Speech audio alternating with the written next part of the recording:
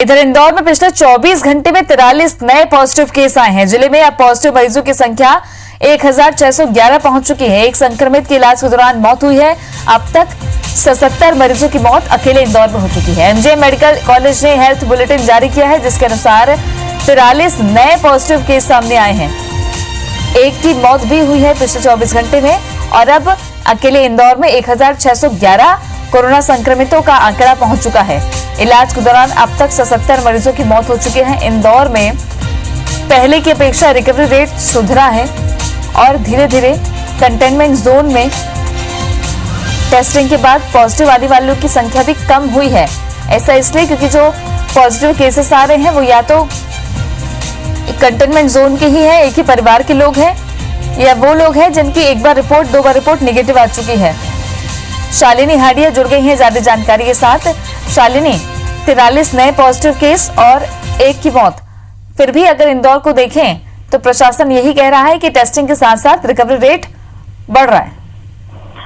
बिल्कुल तृप्ति, क्योंकि जिस तरह से लगातार इंदौर शहर के अंदर ये जो पेशेंट्स का आंकड़ा बढ़ता जा रहा है, जो उम्मीद की जा रही थी कि शायद अब लॉकडाउन फेज 3 शुरू हो गया है, इसमें गिरावट दर्ज होगी, लेकिन ऐसा नजारा इंदौर शहर में नहीं देखने को मिल रहा है। जिस तरह से आज एमजे मेडिकल बुलेटिन में 43 नए पॉजिटिव मरीज आए हैं, उसके बाद ये संख्या अब 1611 पहुंच चुकी है, तो अंदाजा लगाया जा सकता है कि इंदौर शहर के अंदर अभी भी इसको लेकर जो स्थिति है वो सामान्य होने का नाम नहीं ले रही है।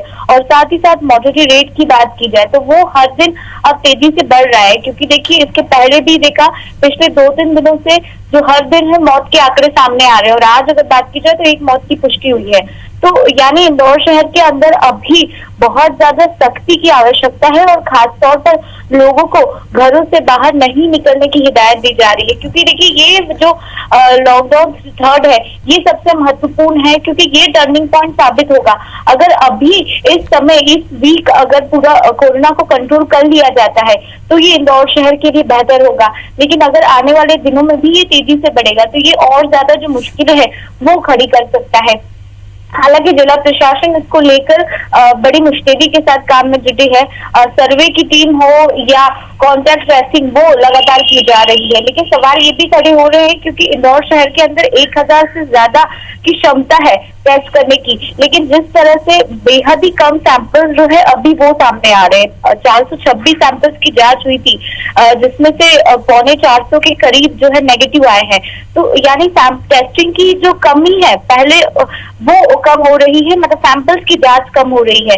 इस पर ज्यादा मुस्तैदी के साथ काम करने की जरूरत है, और इसी के साथ जिस तरह से आंकड़ा बढ़ रहा है उसको कंट्रोल करने के लिए एक महत्वपूर्ण भूमिका ये है कि इंदौर शहर के अंदर पूरे व्यापक स्तर पर जो सर्वे है वो कराया जाए, क्योंकि उससे ही बहुत सारे जो नए पॉजिटिव मरीज मिल रहे हैं वो पहुंच पा रहे हैं। आपको अब तक बता दें कि 28 लाख की आबादी का सर्वे किया जा चुका है, जिसमें से 100 संदिग्ध मिले हैं जिनकी अब जो है टेस्टिंग होना बाकी है। यानी इंदौर शहर में अगर कोरोना को जड़ से खत्म करना है तो सर्वे हो और इसी के साथ साथ जो कॉन्टैक्ट ट्रेसिंग हो वो महत्वपूर्ण है तृप्ति, और तभी जाकर इसको जो कंट्रोल करने की जो कोशिश है वो की जा रही है। और लॉकडाउन 3 से बहुत ज्यादा उम्मीदें हैं कि क्योंकि यहाँ पूरी सख्ती से पालन हो रहा है, किसी तरह की छूट नहीं दी गई है, केवल कुछ चुनिंदा उद्योग है उनके लिए रियायत दी गई है, इसके अलावा किसी भी तरह की जो छूट है वो नहीं दी जा रही है, और ये बहुत ज्यादा जरूरी है अगर इंदौर शहर के अंदर इसको कंट्रोल करना है। देखिए देश का एक बड़ा हॉटस्पॉट बन चुका है, और ऐसे में इस समय अगर कोरोना को कंट्रोल नहीं किया गया तो आने वाले दिनों में और ज्यादा जो मुश्किल है वो कोशिशें जारी है। जाहिर तौर पर प्रशासन की जो कवायद देखने को मिल रही है उससे यही लग रहा है कि धीरे धीरे इंदौर अब फिर से पटरी पर लौटेगा। शुक्रिया आपका शालिनी जानकारी के लिए।